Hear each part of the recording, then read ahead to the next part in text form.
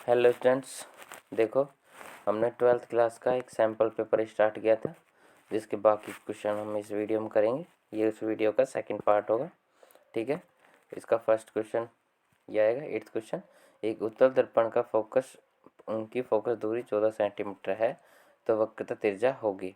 ठीक है, तो वक्र त्रिज्या क्या होगी?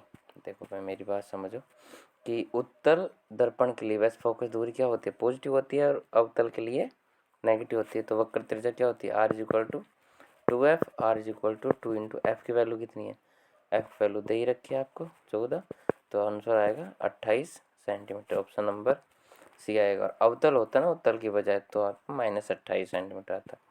नेक्स्ट चलो, एक जादूगर खेल दिखाते समय n इज इक्वल टू 1.47 अपवर्तनांक वाले कांच के लेंस को किसी द्रव में भरी द्रोणिका मतलब खुले बर्तन में रखकर अदृश्य कर देता है। मतलब कि एक बर्तन है, ठीक है, और कांच के एक लेंस को, एक ये कांच का कोई लेंस है, ये इसमें द्रव भरा हुआ है, तो इसमें रख के अदृश्य कर देता है। इसका मतलब यह है कि जो उस मतलब अदृश्य कर रहा है, इसका पता कितना है? 1.47। तो अगर ये अदृश्य जब भी होगा जब जिसमें ये डाल रहा है ना उसका अपवर्तनांक इसके बराबर हो जाए, जब भी अदृश्य होगा, मतलब दिखाई ना देगा। ठीक है, तो यही बात है। तो मैजिशियन कर और कुछ नहीं रहा, बस यही बताना चाह रहा है कि उसका रिफ्लेक्टिव इंडेक्स इसके बराबर हो जाएगा। तो इसका ऑप्शन आएगा, ऑप्शन नंबर 20 का करेक्ट आएगा। ठीक है, नेक्स्ट चलो।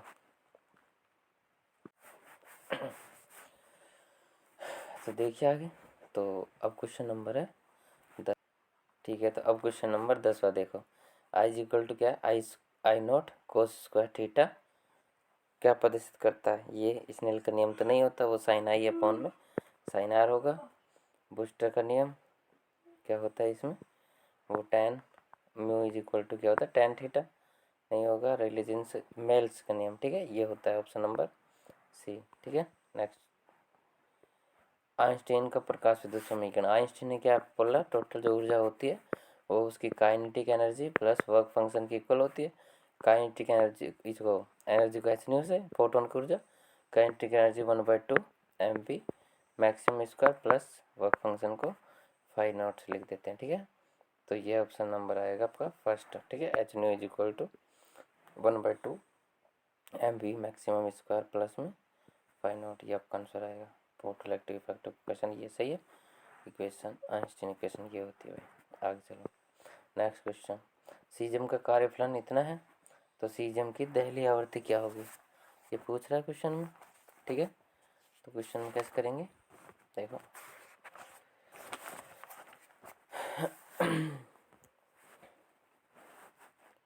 इसका क्वेश्चन 13.6 है ये, और 13 पॉइंट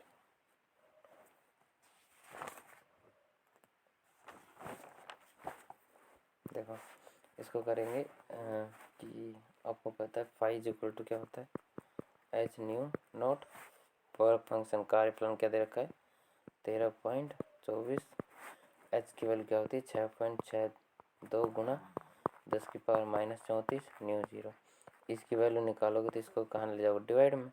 और ये किस में दे रखा है? इलेक्ट्रॉन वोल्ट में। इलेक्ट्रॉन वोल्ट को किस में चेंज करोगे? पहले देखो ऐसे करना है इसको।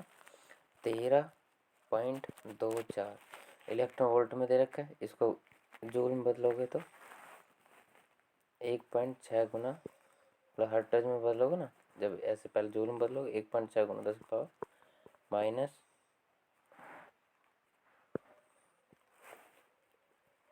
13.24 गुना 1.6 गुना 10⁻−19 बटे में 6.62 गुना 10⁻−34। तो किसकी वैल्यू है? न्यू की। न्यू इक्वल एच, वो क्या होता है? फाइव इक्वल टू क्या होता है? H new. तो एच को डिवाइड में लेके आएंगे। ठीक है, तो अब क्या करना है, देखो ये पॉइंट से ये पॉइंट उठा दो, इसका मल्टीप्लाई इससे करो, इसके मल्टीप्लाई से करते हो तो आपका आता है ये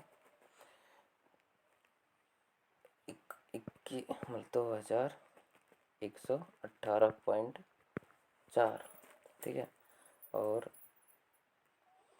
डिवाइड बाई 662 इंटू 10 की पावर, ये क्या है माइनस का 19, 10 की पावर 34, ऊपर जाएगा तो प्लस का 34 माइनस का 19, तो क्या आ जाएगा 14 में से 9 गए 5, 5 5 और ये 2 में से 1 है तो 1, और 10 की पावर यह है 15, और इधर इसका कैलकुलेशन करोगे, इसका डिवाइड करोगे तो आपका आएगा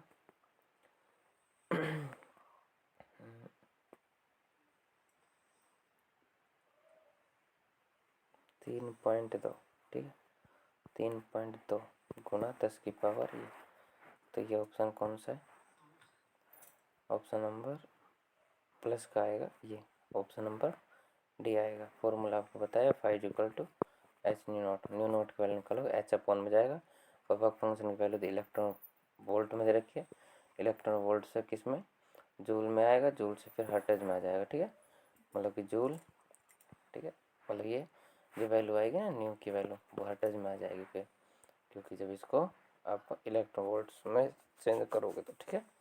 नेक्स्ट चलो हाइड्रोजन परमाणु के आणविक कक्षा के लिए आर एन त्रिज्या आर एन समानुपाती थी, radius of nth orbit hydrogen atom R N is proportional to, क्या होता है आपको बता दूं, ये जो 3 चीज़ होती है, एक तो जैसा अगर मान लो एनर्जी की पूछता, एनर्जी क्या होती है -13.6 गुना 10 की पावर, मतलब 13.6 गुना जेड स्क्वायर, मतलब कि अपॉन में एन स्क्वायर, ठीक है, ये तो एनर्जी की बात आती, तो अगर एनर्जी की पूछता तो 1/n² के प्रोपोर्शनल होती, ठीक है। अब पूछा किसके बारे में, आर एन के बारे में, त्रिज्या के बारे में, रेडियस के बारे में, वो क्या होता है A0 n² अपॉन में जेड, तो हाइड्रोजन के लिए जेड क्या होगा 1, और इसकी वैल्यू क्या होती है 0.53 एंगस्ट्रॉम, ए की वैल्यू, ठीक है, ये होती है ए की वैल्यू।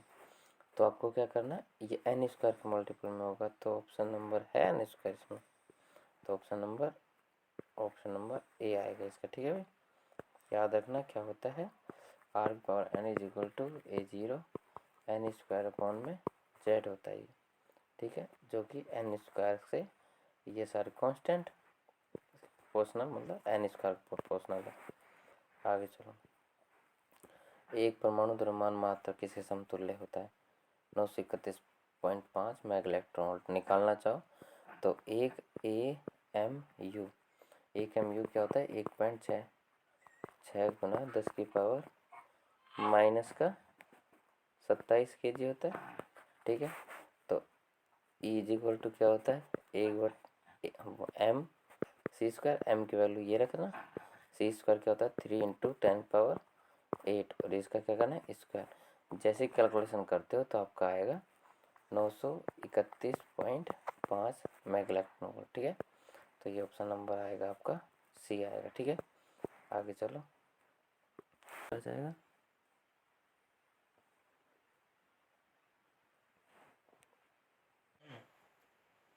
तो देखिए स्टूडेंट्स, अब इसमें क्या करेंगे, जैसे मैंने अभी आपको बताया जो काइनेटिक एनर्जी होती है वो -EN is equal to -UN/2 होती है।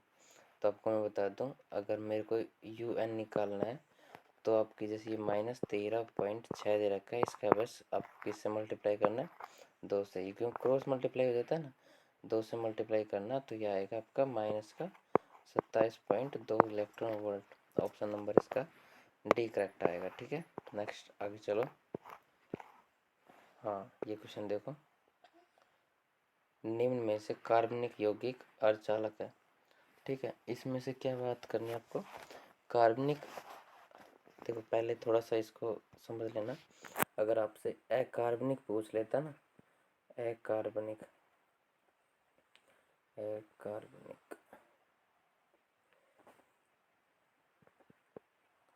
तो आपको इसमें क्या करना था, जैसे CDSGAAS मतलब कि कार्बन और गैलियम आर्सेनाइड और आपको दे दे जैसे इंडेनियम फास्फोरस, ठीक है, ये अकार्बनिक अर्धचालक आते, ठीक है। और अब पूछा क्या है, कार्बनिक अर्धचालक, तो उसमें आता एंथ्रासीन और थैलो, क्या बोलते हैं इसको, थैलो ईशानिस, ठीक है, ऐसे नाम है भाई, देख लो। तो अब कहने का मतलब ऑप्शन इसका कौन सा सही है, बी ऑप्शन सही है। अब बाकी सब याद था, तो किस में आ जाता है ये, कार्बनिक यौगिक में, अकार्बनिक यौगिक में, ठीक है। आगे चलो, फर्स्ट क्वेश्चन क्या है, समरूप, अरे समरूप विद्युत क्षेत्र में बल आघूर्ण अधिकतम कब होता है, जैसे टो इज इक्वल टू क्या होता है, P E sine theta, theta का मान 90 होगा तभी टो का मान क्या होगा, मैक्सिमम होगा। तो यहाँ पे थीटा क्या होना चाहिए, 90 डिग्री, क्योंकि 0 होगा तो ये 0 हो जाएगा, 180 होगा तो माइनस का आएगा, तो मैक्सिमम कब आएगा, जब 90 हो। आगे चलो, किसी चालक का प्रतिरोध उसकी लंबाई खाली स्थान पर घटता है, लंबाई घटने पर घटता है, क्योंकि आपको बताया कि आर होता है वो डायरेक्टली प्रोपोर्शनल एल अपॉन ए, तो एल घटेगा तभी आर का मान क्या होगा, घटेगा। तो इसका क्या बोलते हैं ना, लंबाई घटने पर घटता है। ये धारा मापी को वोल्ट मीटर के में रूपांतरित करने के लिए उसके श्रेणी क्रम में खाली स्थान प्रतिरोध जोड़ दिया जाता है। क्या बोल रहा है, देखो सुनो, धारा मापी को वोल्ट मीटर, देखता ये गैल्वेनोमीटर है, गैल्वेनोमीटर के श्रेणी क्रम में क्या करते हैं, उच्च मान का प्रतिरोध जोड़ देते हैं, जिससे क्या बन जाता है, ये वोल्ट मीटर बन जाता है। और वोल्ट मीटर को हमेशा समांतर क्रम में लगाते हैं। अगर बात करता एमीटर की, तो एमीटर में क्या करता है, गैल्वेनोमीटर के पैरेलल में क्या करता है, एक शंट रेजिस्टेंस जोड़ देते हैं। इस ये जो बनता है वो क्या बनता है, एमीटर, लेकिन एमीटर को लगाते हैं किसमें, श्रेणी क्रम में, ठीक है। दोबारा एक बार रिपीट कर रहा हूँ, देखो गैल्वेनोमीटर के श्रेणी क्रम में अगर रेजिस्टेंस हाई रेजिस्टेंस जोड़ देते हैं तो बनता तो क्या है, वोल्ट मीटर, लेकिन वोल्ट मीटर को लगाते किसमें, वोल्ट मीटर को समांतर क्रम में, जोड़ सीरीज में जोड़ के बनाया जाता है, लेकिन लगाया किस में जाएगा, समांतर में। और वो क्या होता है, वो समांतर में तो लगाया जा, समांतर में प्रतिरोध जोड़ के, अर्ध प्रतिरोध जोड़ के बनाया जाता है, और लगाया किस में जाएगा, श्रेणी क्रम में, कौन, एमीटर, ठीक है। आगे चलो, अतिचालक पदार्थ की चुंबक प्रवृत्ति का मान क्या होता है, -1 होता है, क्योंकि ये क्या होता है, डायमैग्नेटिक सब्सटेंस होते हैं, मतलब कि प्रतिचुंबकीय पदार्थ होते हैं ये, ठीक है। और प्रत्यावर्ती धारा का वर्ग माध्यम मूल मान, मतलब कि आई इज इक्वल टू क्या होता है, आर एम एस वैल्यू, वो होता है आई एम अपॉन में √2, और इसको ले सकते हो 1 अपॉन √2 की वैल्यू 1.414, इसकी जो वैल्यू आएगी वो आएगी 0.707, और आई एम, तो आप इसमें जो रिक्त स्थान है ना यहाँ पे, उसकी जगह लिख सकते हो 0.707 आई एम या आई नॉट, ठीक है, इसका आंसर आएगा। आगे चलो, नेक्स्ट क्वेश्चन, जब प्रकाश सघन माध्यम से विरल माध्यम, मतलब प्रकाश सघन माध्यम से विरल माध्यम में जाता है, तो आपतन कोण जिसके संगत अपवर्तन कोण कितना हो जाए, 90 डिग्री हो जाए, तो वो उस माध्यम युगल के लिए क्या कहलाता है, क्रांतिक कोण कहलाता है। क्या कहलाता है, क्रांतिक कोण कहलाता है, ठीक है। और ध्रुवण की वह घटना जो यह बताती है कि प्रकाश तरंगे कैसी होती है, अनुप्रस्थ प्रकृति की होती है। ध्रुवण ही वह घटना है जो यह बताती है प्रकाश तरंग कैसी होती है, अनुप्रस्थ तरंगे होती है, अनुप्रस्थ प्रकृति की होती है। दहली आवर्ती का मान निरोधी विभव का खाली स्थान होता है। देखो ये दहली आवर्ती होती है ना, दहली यहाँ आवर्ती होती है, आवर्ती, और यहाँ पे वो अंतक विभव, अंतक विभव बोले तो निरोधी विभव होता है। तो क्या होता है, जैसे जैसे कुछ आवर्ती का मान, जैसे मैंने बोला यहाँ पे आवर्ती आवर्ती मान जैसे बढ़ाते बढ़ाते बढ़ाते एक है वो आवर्ती जिससे क्या होता है इलेक्ट्रॉन इमिट होना स्टार्ट कर देते हैं। तो इसको जैसे जैसे बढ़ाते हैं तो ये क्या होता है, ये निरोधी विभव होता है। तो आप इसमें क्या कहोगे, दहलीय आवर्ती पर निरोधी विभव का मान, इसको लिख सकते हो ऋणात्मक प्राप्त होता है, ये बोल सकते हैं बस इसमें तो भाई, ठीक है। और देखूंगा मैं इसको, मेरे हिसाब से यही होना चाहिए। आगे चलो, नाभिक की खोज किसने की, रदरफोर्ड। पूरा नाम क्या है इसका रदरफोर्ड, इसका पूरा नाम अर्नेस्ट रदरफोर्ड, ठीक है, अर्नेस्ट रदरफोर्ड। परम शून्य ताप पर नए जड़ चालकों का मान खाली स्थान होता है। नए जड़ चालकों का मान कितना होता है बताओ, नए जड़ चालकों का मान 0 होता है भाई, ठीक है।